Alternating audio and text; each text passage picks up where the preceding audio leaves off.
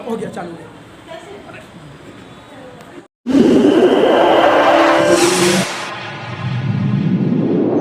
इस news channel पर जो भी वक्ता ने कहा वो उसकी अपनी राय है, जिसकी पुष्टि नेशन न्यूज इंडिया नहीं करता। बौद्ध विहार पर, और यहाँ बहुत ही क्राउड था और बड़ा ही रंगमंच का प्रोग्राम यहाँ किया गया। नेशन न्यूज जो एक माना हुआ चैनल है, उसके माध्यम से कवरेज करने के लिए हम यहाँ पहुँचे हैं। और ये हरे शूट में जो आप देख रहे हैं कोई नॉर्मल महिला नहीं है, ये आए दिन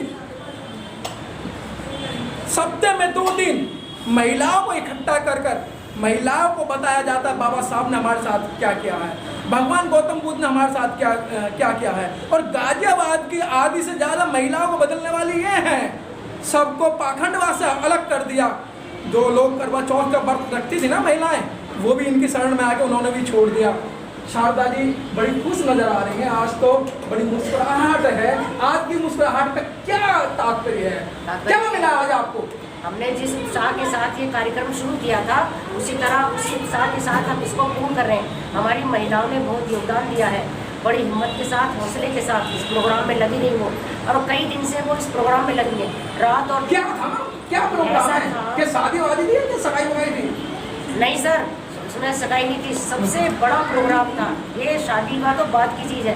सबसे पहले तो हमारे अधिकारों की सुरक्षा जो रही है, जो बाबा साहब डॉक्टर अम्बेडकर ने संविधान में महिलाओं को जो अधिकार दिए हैं, महिलाओं के मुक्तिदाता कहे जाते हैं वो।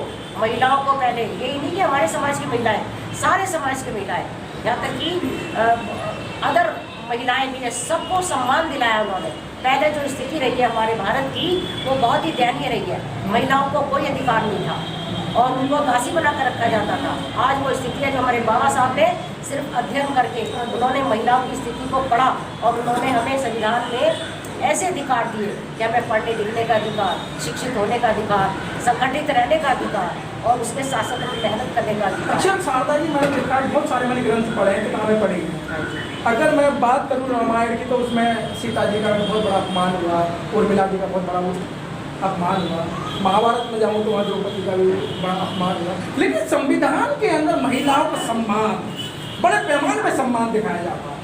इसलिए दिखाया जाता है क्योंकि ये हमने देखा है, साक्षात है, इसका प्रमाण है कि हमारे बाबा साहब ने लिखा है। हमने ना रामायण को देखा किसी को लिखते हुए, ना किसी महाभारत को देखा, ना किसी गीता को देखा, ना रामचरितमानस को देखा, हमने किसी को नहीं देखा। और जबकि हमने ये भी पढ़ा, ढोल गवार शूद्र पशु नारी और ये सब ताड़न के अधिकारी, मतलब बताइए उसमें जो है ये सब लिखा हुआ है। जबकि लेकिन शारदा जी आप कह रही हैं कि जो हमारे बाबा साहब, हमारा संविधान, लेकिन इस बात को जो अपर कास्ट की जो महिला है वो तो कहती है संविधान में दलितों के लिए लिखा है, दलित महिलाओं के लिए लिखा है, उन्हीं की उन्नति के लिए, हमारे लिए कुछ नहीं है। नहीं, ये सब उनको सिखाया जाता है, ये गलत सिखाया जाता है। जिनको ये सती होना सिखाया जाता था, बाल विवाह सिखाया जाता था, दहेज प्रथा सिखाई जाती थी, करवा चौथ सिखाया जाता, तो वो तो कुछ भी लिख सकते हैं। और इतिहास उनका अपना इतिहास है जो अपने हाथ से लिख रहे हैं वो। हमारा इतिहास हमने नहीं लिखा, हमारे बाबा साहब ने हमारे जन्म लेने से पहले जो अध्ययन किया, सारी किताबों का, सारे वेदों का, सारे भाषाओं का या सारे विषयों का, सब्जेक्ट का सब उन्होंने अध्ययन किया। उसके बावजूद जो निचोड़ उन्होंने निकाला है और हमने सत्य पर आधारित है, ये तर्क पर आधारित है, ये कोई आडंबर या कोई पाखंड नहीं है। ये साइंस के नियमों से भी ज़्यादा तर्क की कसौटी पर बिल्कुल खरा उतरता है। शारदा जी बाबा साहब को जानते सब हैं, लेकिन बाबा साहब की मान क्यों ले रहे हैं? आज संविधान खतरे में, सभी लोग आके कहते हैं संविधान खतरे में, संविधान को बचाना है। संविधान 25 लाख संगठन बन चुके हैं संविधान के नाम से, बचाने के नाम पर। तो क्या ऐसी खूबियां हैं तो संविधान के अंदर आफत आ रही है? नहीं, ऐसा है, संविधान कहीं नहीं जा रहा।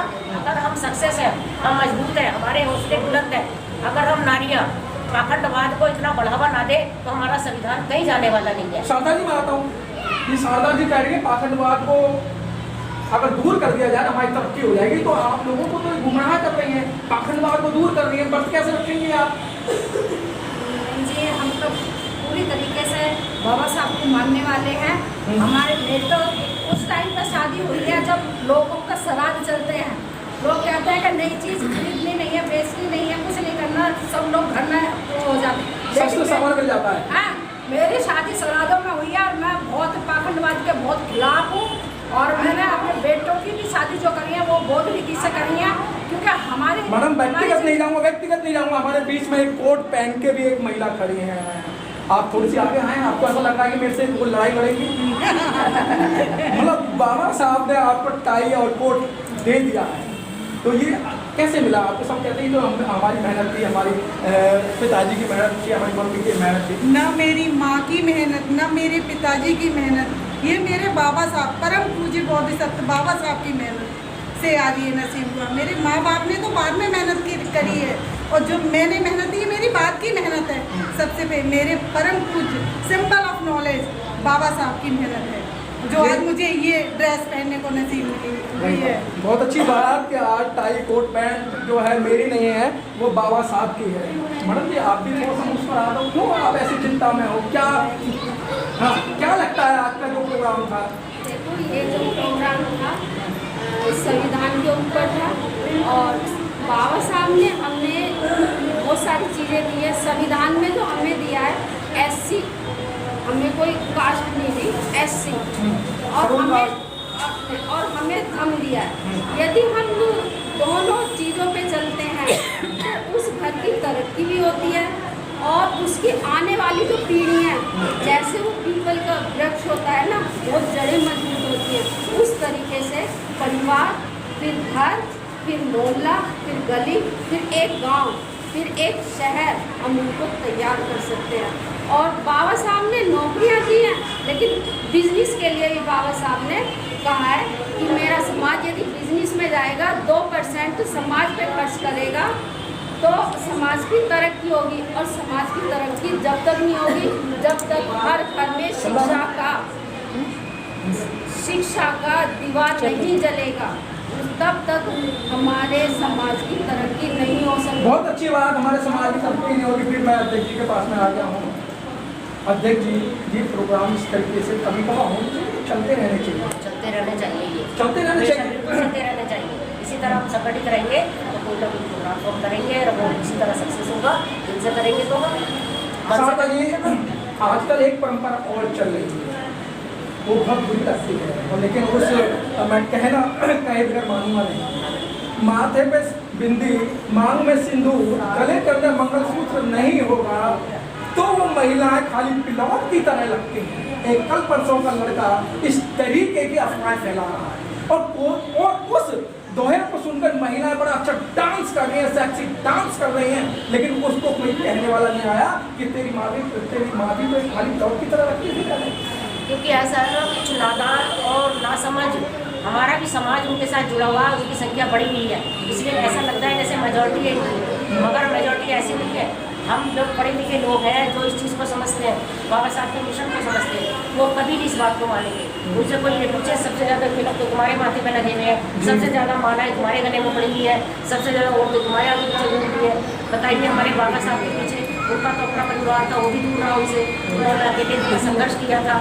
उनकी बातों पर हम नहीं जाते, ना हम विश्वास करते, ना हम उन्हें कोई संत मानते, ना महात्मा। हमारे तो सब कुछ बाबा साहब थे। और देखिए, आप जो शारदा जी कह रही हैं, हमारे सब कुछ बाबा साहब थे, लेकिन जब बाबा साहब की जानते सब लोग मान नहीं रहे हैं, लेकिन मैं फिर नेशन न्यूज़ चैनल के माध्यम से बता देना चाहता हूँ, शारदा जी, आज जो बाबा साहब को जो पढ़ रहे हैं, अधिकतर अपर क्लास की महिलाएं पढ़ रही हैं, हाई कास्ट की महिलाएं पढ़ रही हैं, वो अपने बच्चों को विदेश में भेज रही हैं, अपने बच्चों को डॉक्टर इंजीनियर बना रही हैं, नेता बना रही हैं। लेकिन आपकी महिलाएं, जो आपके जो समाज की महिलाएं, वो 1 महीने के लिए टावर मंगा रही हैं, टावर लेके आ रहे हैं, और वैष्णो देवी जा रहे हैं, जाम लगाने जा रहे हैं। तो आपके बच्चे IAS बनेंगे, उनके IAS बनेंगे? नहीं, IAS हमारे ही बच्चे बनेंगे। टावर लाने से नहीं, टावर लाने से नहीं, सब समाज में ये कुछ ऐसा तबका है जो सारे समाज को बदलाव कर रहा है। ये तो अभी आपने बताया ना, देखो इन्होंने बताया कि हमारे घर में ऐसा कुछ नहीं है, और हमारे घर में भी ऐसा कुछ नहीं है जो अखंड से जुड़ा हुआ है। हम सत्य पर आधारित हम देख रहे हैं अपनी आंखों से।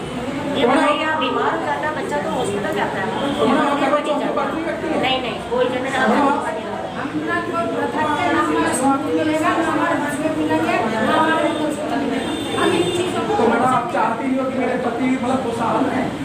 बहुत ज़्यादा खुश हैं, उन लोगों से ज़्यादा अच्छे हैं हमारे पति। क्यों मैडम, कैसे कह रही है? बताना कि मतलब देखो, अगर करवा चौथ का व्रत नहीं रखा जाएगा तो हो सकता है कि पति की टाइम मिल जाए। नहीं, ऐसा नहीं है, ये तो ब्राह्मण रहे हैं हमारे।